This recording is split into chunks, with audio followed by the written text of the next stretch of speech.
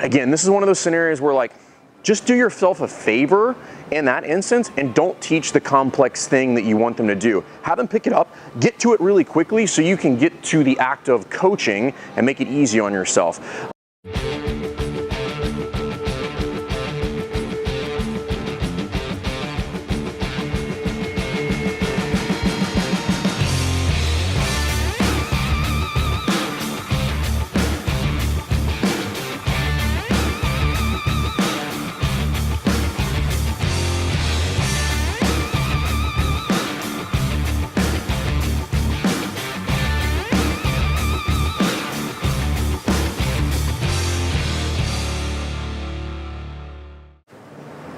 All right guys, welcome back to Jerk Block Talk. I'm Jason Fernandez. We're here at CrossFit Rife, and today I want to discuss something that is somewhat counterintuitive in this land that we all live in, where we're teaching people how to do complex things. And in some instances, your best bet is to not really teach the thing that you're trying to teach, and I'll kind of talk about what I mean by that.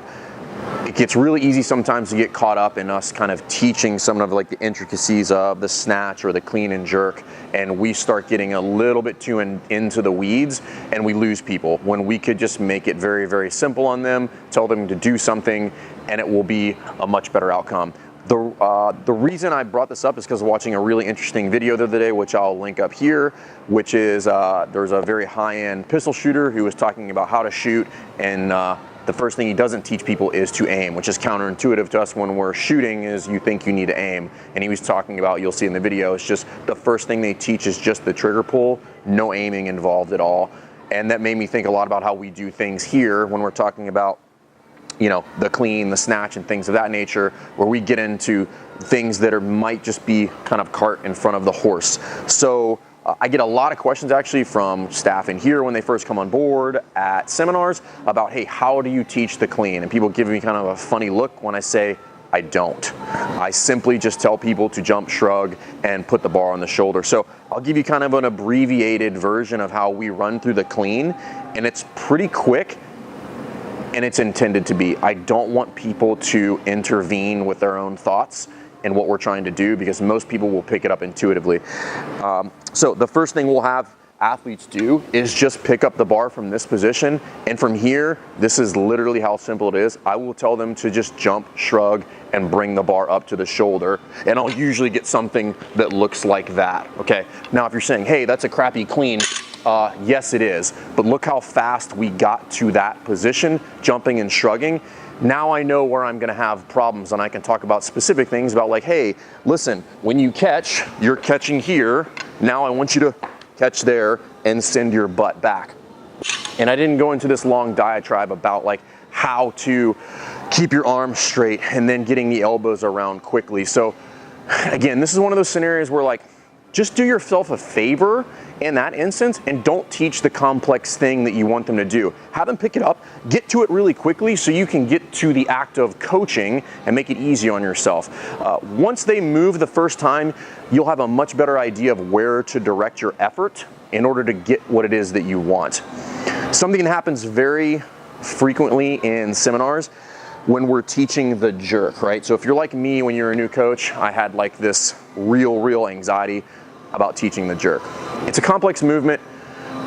If you're dealing with athletes or certain gen pop that is just not athletic, has no athletic background, not spent a lot of time on a barbell, the jerk can be very complex, especially when we're trying to teach athletes how to get full hip extension at the top. So routinely what I'll do when somebody's going through a jerk and they kind of have this thing going on, right, where we have just gross lack of hip extension, is I'll simply take the bar away from them. I'll grab the PVC pipe and I'll say, hey, I want you to jump up there and touch that. Because everybody knows how to jump. What they'll just do, I'll put the PVC pipe up here and they will just jump up there and touch that. And then magically we have hip opening, right? So by not teaching them how to do the jerk, I get to teach them to just jump up and touch something. And then I'll be like, okay, now I just want you to repeat that with this. And then what's probably gonna happen is they'll do something like, and the timing will be off, but what do we get? we got hip opening, right? So if you don't get hip opening, again, remove the act of kind of like weightlifting from it until you can get the action that you want so that it clicks with the athlete. Now you can layer that back on and say, okay, what you did was you jumped high, we got all the hip opening we needed, and you just punched your hands a little bit earlier. So now I've gotten what I need out of it, and now I can layer on top of coaching.